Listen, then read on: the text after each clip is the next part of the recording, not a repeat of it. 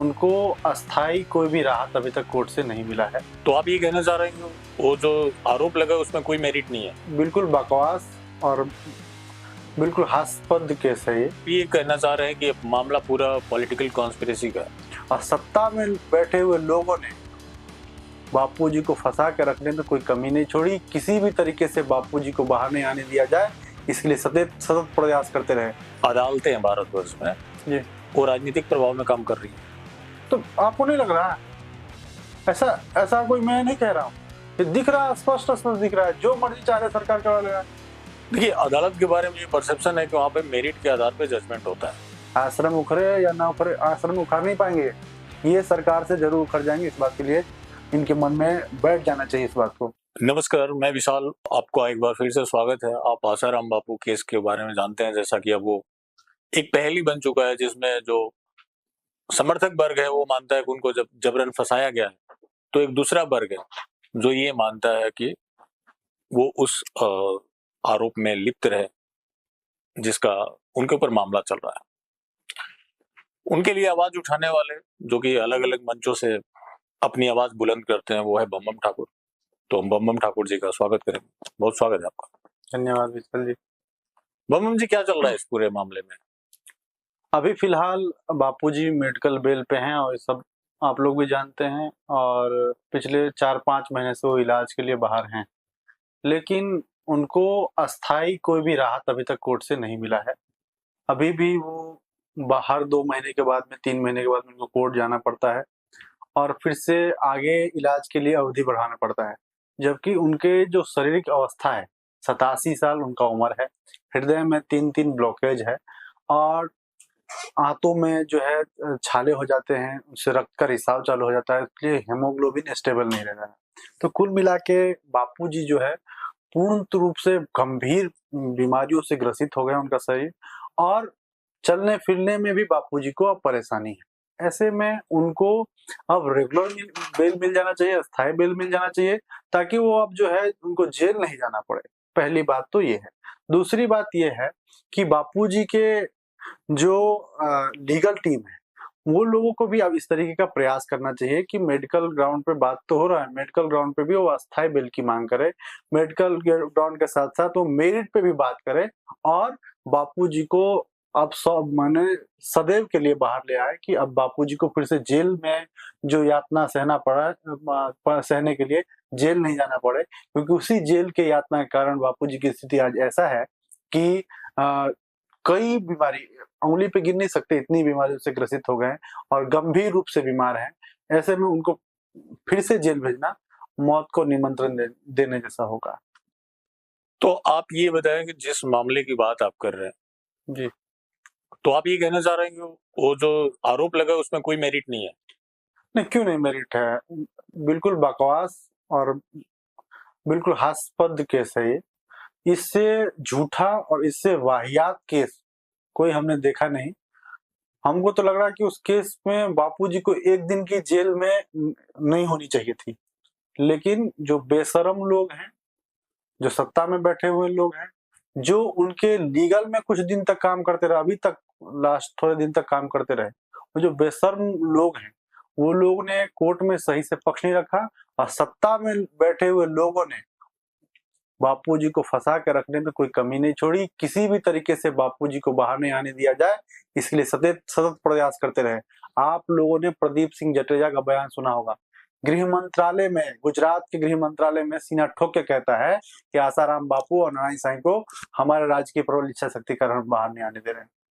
तो जब सरकार में भी, सरकार के लोग जब किसी व्यक्ति के पीछे पड़ जाएगा कि हम इसको बाहर नहीं आने देंगे, सरकार की जो ताकत है वो ताकत सारा इसमें झोंक देगा कि भाई वो बाहर नहीं आए, और जो उनके पैरोकार बने रहेगा वो लोग भी उसमें संलिप्त रहेगा और वो लोग भी उसको सही ढंग से कोर्ट में जो उनका मामला है, जो उन पे आरोप लगे हैं, उस पर सही तरीके से जवाब नहीं देंगे, तो झूठे केस में सजा भी होगी और झूठे केस में जेल में भी रहना पड़ेगा। तो आप ये कहना चाह रहे हैं कि मामला पूरा पॉलिटिकल कॉन्स्पिरेसी का है? तो आपको नहीं लगता? आप बताइए ना कि एक लड़की उठ के आई और उसने कहा कि मेरे साथ में छेड़खानी हुआ है, बाद में उसको रेप में तब्दील कर दिया गया, न लड़की के मेडिकल ग्राउंड में कुछ भी ऐसा पाया गया, न कोई शरीर पे खरोच था। उसका लड़की का कहना ऐसा है कि गेट पे हमारी माँ बैठी है और कमरे में हमारा शोषण हो रहा है, लेकिन हमारी माँ हमारे शोर सुनाई नहीं, हमारी माँ को नहीं दे रहा है, पिताजी हमारे आवाज नहीं सुन रहे हैं। तो ये बात हास्यास्पद है कि नहीं, सोचने वाले है कि नहीं, कहानी बनाई हुई है और कोई भी एक भी ठोस प्रमाण नहीं मिला है। अदालत में आप अदालत का जजमेंट पढ़ लीजिए, सजा तो हुई है बापूजी को। हाँ, अदालत ने ये नहीं कहा कि कोई भी प्रमाण मिला है। वो गए हैं परिस्थिति जन साक्ष्य के आधार पर सजा सुनाने। कौन सा परिस्थिति जन साक्ष्य? अगर परिस्थिति जन साक्ष्य की बात करें तो वो भी टूट रहा है। प्रकाश बरी हो जाता है, जो बापूजी का केस में आरोपी है जोधपुर में, बरी होता है, नहीं बरी होता है। शिवा बरी हो जाता है, जिसके लड़की बोलती है कि हम बात कर रहे थे, उसने हमको बापूजी से मिलवाया। तो परिस्थिति साक्ष्य भी नहीं बनता है। बिल्कुल झूठी केस है, बिल्कुल बेकार केस है। कोई सबूत या कोई प्रमाण नहीं इस बात का कि उसके साथ में कोई भी छेड़खानी हुआ है। लेकिन इस देश में कानून का राज नहीं, इस देश में जिसकी सत्ता है उसका राज है। वो चाहे तो कानून को, कोर्ट को जिस तरीके से बदल दे, फिर कोर्ट में पेश होने वाले जो लोग हैं वो भी जब उनके सहयोगी हो तो वो काम उनके लिए और आसान हो जाता है। और 12 साल बापूजी को जेल में रख लेते हैं झूठे केस में, और दो बार, एक बार नहीं, दो बार सजा सुनवाते हैं। एक तो चलो जोधपुर का मामला 5 दिन पहले का था। दूसरा केस क्या है अहमदाबाद का, जानकारी है आपको? 12 साल पुराना रेप का केस है। 12 साल पहले उसके साथ में रेप हुआ। वो ऐसा दिन वो बता रही है, किस दिन रेप हुआ उसको पता नहीं है, तारीख नहीं बता रही कि किस दिन, इस तारीख को रेप हुआ। कहाँ रेप हुआ? एक बार कह रहे अहमदाबाद में रेप हुआ, दूसरे बार कह रहे सूरत में रेप हुआ। कंफर्म नहीं है कि हम कहाँ रेप हुआ। उसमें भी जो सह आरोपी है 6 लोग, सब बरी हो गए, सबके सब, एक भी को सजा नहीं हुई। अब अकेले लाखों करोड़ों लोगों के बीच में बापूजी अगर कहीं टहलने निकल जाए ना, आप अगर बापूजी जब बाहर थे, स्वतंत्र रूप से बाहर थे, कोई कोर्ट का मामला नहीं था, तब जब बापू टहलने निकल जाते थे ना तो हजारों की भीड़ लग जाती थी। बापूजी से नाराज भी होते थे कि मैं एकांत में हूँ या मैं घूम रहा हूँ तो मुझे थोड़ा सा छोड़ दो, लेकिन फिर भी लोग उसके इतने भीड़ होते थे। कैसे उस लड़की को बुला लेंगे, कैसे लड़की से मिल लेंगे, कैसे हो जाएगा? जब सब आरोपी बरी हो गए तो बापूजी से गुनहगार कैसे हो गए? और जब तारीख ही नहीं है तो कौन सा ऐसा साक्ष्य मिल गया, पुलिस के पास में कौन सा एविडेंस मिल गया जिसके आधार पर बापूजी को उम्र कैद की सजा सुना दिया गया? ये सवाल बनता ही नहीं बनता। मैं नहीं बोलूं, कोई मैं जजमेंट नहीं देता कि ये गलत है कि सही है। आप लोग बताइए और देखने वाले जनता बताए कि ये क्या मामला है, ऐसा हो सकता है क्या? उसमें तो आप ये कहना चाह रहे हैं उसमें 12 साल पुराना केस है तो मेडिकल कोई ग्राउंड नहीं बनता। उसमें भी कोई ठोस गवाह या प्रमाण नहीं है।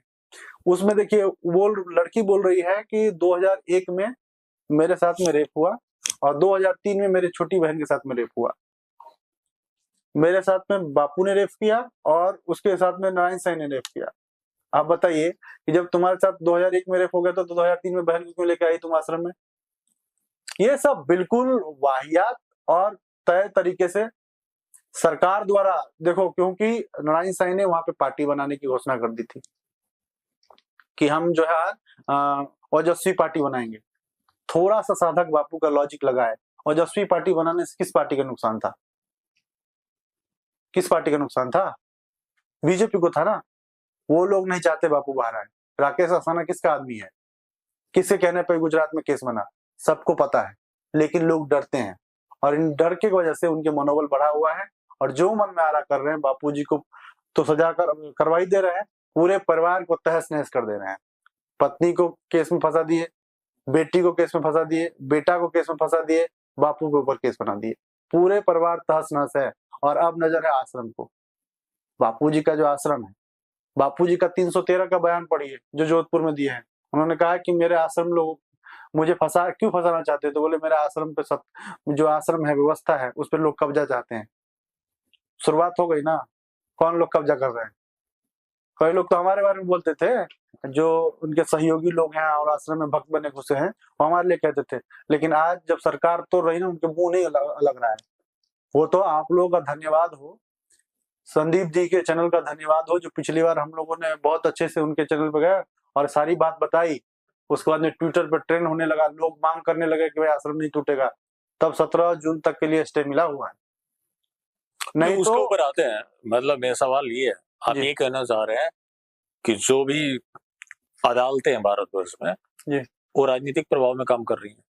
तो आपको नहीं लग रहा है ऐसा? ऐसा कोई मैं नहीं कह रहा हूँ, ये दिख रहा है, स्पष्ट स्पष्ट दिख रहा है। जो मर्जी चाह रहे सरकार करवा ले रहा है। लोया का केस था, क्या हुआ उसमें? हुआ कुछ? सरकार जिसके साथ में है उसका कुछ नहीं कोई बिगाड़ पाता है। तो आप ये कहना चाह रहे हैं कि सरकार उनको फंसाई हुई है, सिर्फ सरकारी इसमें फैक्टर है, कुछ और भी है? नहीं, सरकार है, उसमें हमारे यहाँ के गद्दार है, दोनों मिलकर है। और वो लोग जो गद्दार लोग हैं ना, वो अभी भी कुछ कुछ बचे हुए हैं। उनका ये मानना है, उनका कहना ये है, हमसे कहते रहते हैं कि तुम सवाल मत पूछो, हमको दिक्कत होता है। हमने बोला कि हम जब स्पष्ट देखेंगे अदालत में गलतियां तुम्हारी, तो हम तो सवाल पूछेंगे, हमको दिखेगी तो हम बोलते हैं कि तुम सवाल पढ़ो मत, देखो मत। ऐसे लोगों को मैं क्या बोलूं, इनको तो चम्मच में थूक के डूब मर जाना चाहिए। क्योंकि 12 साल तुम्हारी बेशर्मी देखी ना, कि 12 साल उन्होंने झूठे, अब बिल्कुल वाहियात केस में बापूजी को जेल में रख दिया, और वो कहते हैं कि हमसे सवाल मत पूछो। और उनके जो चमचे हैं वो डंडे लेकर खड़े होते हैं, बोलते हैं मारेंगे तुमको। अरे भाई तुम मार लो, मारने से सत्य नहीं बदलने वाला है। सत्य ये है कि तुम लोगों ने जो कमियां की है, या तुम लोगों ने जो धोखा दिया है बापूजी को, उसका ही परिणाम है कि झूठे केस में बापूजी को 12 साल जेल में रहना पड़ा है। और सरकार उसमें सहयोगी रही है, सरकार उसमें मेन भूमिका में रही है। लेकिन ये लोग भी जब गद्दार थे तो सरकार से ये क्यों सवाल पूछेंगे, साधकों की उनकी भूमिका क्यों बताएंगे? तो सरकार के साथ में साधक भी उसमें जो है सहयोगी के रूप में काम कर रहे थे। उनको पता नहीं चल रहा था हम किसको वोट दे रहे हैं, उनको पता नहीं चल रहा था हम किसका समर्थन कर रहे हैं। हमको क्या कैसे पता चल रहा है कि भाई हमारे ही आश्रम में जो लीगल टीम के रूप में बैठे हुए लोग होंगे, वो लोग बापूजी को जेल में रखना चाहेंगे? यकीन होगा? जो आदमी खुद को हिंदूवादी कहेगा और हिंदूवादी सरकार चलाने की बात करेगा, कैसे यकीन होगा कि वो हमारे संत को जेल में डाल देगा? कैसे यकीन होगा कि वो गाय चर्बी निर्यात पे जो बैन था 32 साल पुराना, वो खत्म कर देगा? कैसे यकीन करेंगे? लोगों को यकीन करने में, विश्वास, लोगों को सच्चाई जानने में समय लग रहा है। सच्चाई जाने हैं, इस बार जब सच्चाई जाने हैं तो आश्रम वाले मामले पे खुल के सरकार का लोगों ने विरोध किया कि नहीं किया है?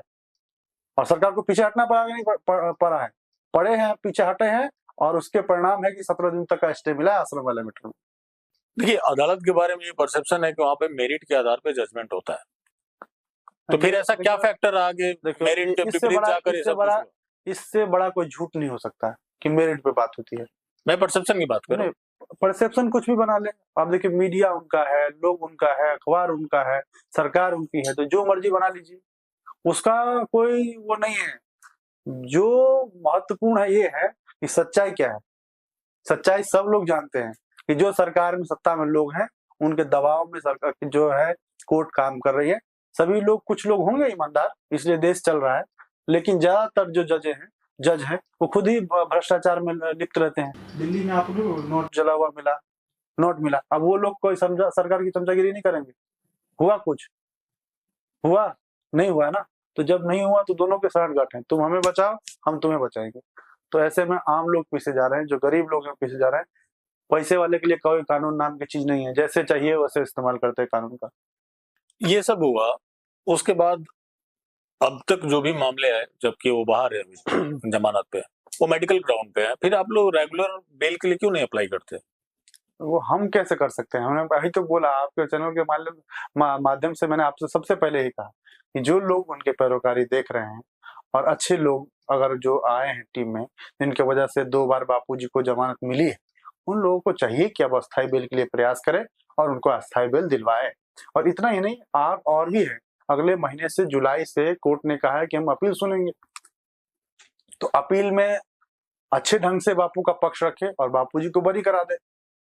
बापू निर्दोष हो गए। मतलब आप ये बोल रहे हैं कि जो ये जोधपुर वाला केस था उसकी फास्ट ट्रैक में सुनवाई होगी, मतलब डे टू डे हियरिंग होगी? हाँ, डे टू डे हियरिंग होगी, उसमें सुनवाई होगी। उसमें अगर अदालत में सही ढंग से पक्ष बापूजी का रखा जाएगा, तथ्यों के साथ रखा जाएगा, तो कोई ये केस बनता नहीं है, बापूजी बरी हो जाएंगे। लेकिन ये है शर्त कि बेईमानी नहीं। कोर्ट में जब आप बात रखोगे तो तथ्यों के साथ बात रखोगे, वकीलों को काम करने दोगे, वकील को सही वकील नियुक्त करोगे। ऐसा नहीं कि वकील तो रख लिए हैं और वकील साहब को काम ही नहीं करने दे रहे हैं। ऐसा नहीं कि कोई ऐसा वकील ढूंढ लाए हैं जिनका उद्देश्य बापूजी को बाहर निकालना नहीं, बापूजी को जेल में रखना है। सज्जन सिंह सुराना ने क्या किया? बापूजी के मामले में। बाहर आते थे, मीडिया में डंडा दे देते थे, आज हमने कोर्ट में ये साबित कर दिया, ऐसा कर दिया, वैसा कर दिया। कुछ नहीं, ठाई ठाई फीस। ऐसे लोग नहीं चाहिए जो सच में बापू के हित के लिए काम कर सकते हैं, जो सत्य में बापू के पक्ष, बापू का जो सही पक्ष है वो न्यायालय के सामने रख सकते हैं। ऐसे वकील खड़ा किया जाए और जवाब दिया जाए तो ये केस कुछ बनता नहीं है, बापूजी बरी हो जाएंगे।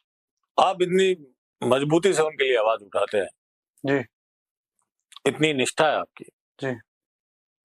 तो आश्रम में आपको क्यों नहीं रखा जाता ताकि आप उनका बढ़िया से मजबूती से पक्ष रखते और काफी। ये तो उनसे पूछो जो लोग उनकी व्यवस्था देख रहे हैं, उनको पसंद नहीं ना, उनको जो बापू के पक्ष में है वो लोग उनको पसंद नहीं है। कहाँ तो पसंद है? बापूजी रख लेते ना, आपको क्या दिक्कत है? बापूजी कहाँ रख लेते? बापूजी 12 साल से उस व्यवस्था से दूर थे और दूर हैं। अभी भी आए हैं तो उन व्यवस्था में जो लोग बैठे हुए हैं, जो संचालक जगह जगह बैठे हैं, वो उनके बिठाए हुए लोग हैं, जो गद्दार लोग थे, अर्जुन जैसे जो लोग हैं उनके बिठाए हुए हैं। वो चाह के भी अभी सत्ता को, जो आश्रम की व्यवस्था है उस पर वो अपने हिसाब से नहीं कर सकते। करने का प्रयास है, धीरे धीरे होगा, होगा भी, बदलेगा भी, अच्छे लोग आ भी रहे हैं। लेकिन अभी फिलहाल जो है उस पर अभी भी उन्हीं लोगों का पकड़ ज्यादा मजबूत है जो लोग नहीं चाहते कि बापू बाहर आए। तो फिर वो बापू के हितैषी लोगों को क्यों रखेंगे संस्था में? और हमारा भी गृहस्थ आश्रम से हूँ मैं, मेरा परिवार है, तो मैं भी छोड़ के एकदम से नहीं जा सकता। हाँ, अगर बापूजी आज्ञा करें नहीं तुमको हमारी सेवा में आना है तो मैं पीछे भी नहीं हटूंगा। तो आप बता रहे हैं कि डे टू डे हियरिंग होगी और इस मामले में फिर जो पैरवी रखने करने वाले होंगे वो फिर आश्रम के वही लोग होंगे नहीं, जिनको आप गद्दार बता रहे हैं? नहीं, पिछले 2 बार से जो बेल मिल रहा है वो एक बाहर के बापूजी का भक्त है और वो अपना कंपनी चलाता है नोएडा में, सॉफ्टवेयर कंपनी है, और वो बापूजी का केस देख रहा है।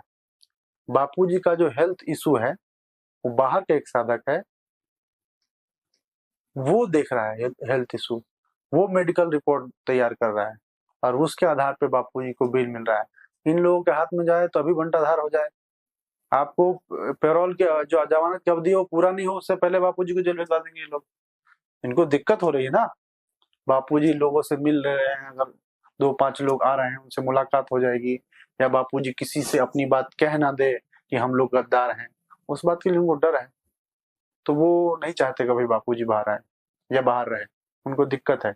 लेकिन मजबूरी है, अब कोई बाहर का आदमी आ गया है, उसने बेल दिलवा दिया है और बापूजी भी मजबूती से अपना जो है, जो भी शर्त है कोर्ट का वो पालन कर रहे हैं, तो बाहर है। तो उनको जो हेल्थ ग्राउंड पे जमानत मिली वो 30 जून को समाप्त हो रही है उसकी अवधि। जी, तो उसके लिए तो मैंने कहा ही पहले ही कि उसके लिए हमारे जो लीगल टीम है, अब जो लीगल टीम है जो सच में बापूजी के हित में काम करना चाहती है, उनकी जिम्मेदारी बनती है कि अब कोर्ट में फिर से जाए और वो जो अवधि है उसको बढ़ाए कि बापूजी और 3 महीने, 6 महीने, या मैं तो रेगुलर की बात कर रहा हूँ कि रेगुलर बेल पे बापूजी अब बाहर है, बापूजी को जेल नहीं जाना पड़े। और तब तक में अपील शुरू हो रहा है, तो अपील में इस ढंग से बापूजी का पक्ष रखा जाए न्यायालय के सामने कि बापूजी बरी हो जाए। और केस तो कुछ बनता है नहीं, जो कोई बहुत बड़ा बात है नहीं है। अगर उन लोगों से नहीं हो पा रहा है तो हमसे संपर्क करें। हमारे संपर्क में ऐसे लोग हैं, ऐसे वकील हैं जो कह रहे हैं कि हम दावे के साथ में, कोई फीस नहीं मांग रहे, बापूजी के भक्त हैं, फीस नहीं मांग रहे, बोल रहे हैं हम फ्री में करेंगे और बापूजी को बाहर लाके दिखाएंगे। तो 17 जून तक का स्टे मिला हुआ है आपको आश्रम के लिए? जी, और 30 जून तक के बापूजी की जमानत। हाँ, और 18 जुलाई से होगी सुनवाई। तो सबसे पहला तो मामला आता है 17 जून वाला। जी, 17 जून के लिए क्या तैयारी है? जो कोर्ट से स्टे मिला है उसके बाद क्या है? देखिए, जब जनता जागती है ना तो सरकार भी झुकती है और सब पे दबाव बनता है। ये सरकार की बदनीयती है कि वो जो 50 वर्षों से अधिक समय से आश्रम चल रहा है, जहाँ बाल संस्कार केंद्र चल रहे हैं, जहाँ पे गुरुकुल चल रहा है, जहाँ पे गौशाला चल रहा है, जहाँ पे वट वृक्ष है जिसमें हजारों लाखों लोगों का भावना जुड़ा हुआ है, और हिंदूवादी सरकार है उस आश्रम को तोड़ देना चाहता है। तो अब जो है ये बात आप लोगों के चैनल के माध्यम से धीरे धीरे जनता में पहुंचना शुरू हो गया, जिसके वोट लेकर ना सत्ता की मलाई चाट रहे बीजेपी वाले। अब अगर उनमें समझ होगी, बुद्धि होगी ना, तो जिस डाल पे वो बैठे हैं उसको अगर वो काट के काट के चाहेंगे हम सुरक्षित रह जाएंगे, ऐसा होता नहीं है। जनता जागी है, उखाड़ फेंकेगी। आश्रम उखड़े या ना उखड़े, आश्रम उखाड़ नहीं पाएंगे, ये सरकार से जरूर उखड़ जाएंगे। इस बात के लिए इनके मन में बैठ जाना चाहिए इस बात को कि जनता जागी है। जिस तरीके से पिछले बार ट्विटर पे बापूजी के भक्तों ने या समाज के जो हिंदू लोग हैं उन्होंने आश्रम बचाने की मांग की, उसी तरीके से बापू के रिहाई के लिए, बापू के केस के लिए और इस सभी प्रकरणों के लिए अगर एकजुटता से दिखाए तो सरकार को झुकना पड़ेगा, और नहीं झुकेगी तो सरकार को उखाड़ फेंकना पड़ेगा, और उखाड़ देंगे साधक। तो ये मामला है आपका 17 जून का, जो भी अभी उसके ऊपर अब आगे क्या होगा।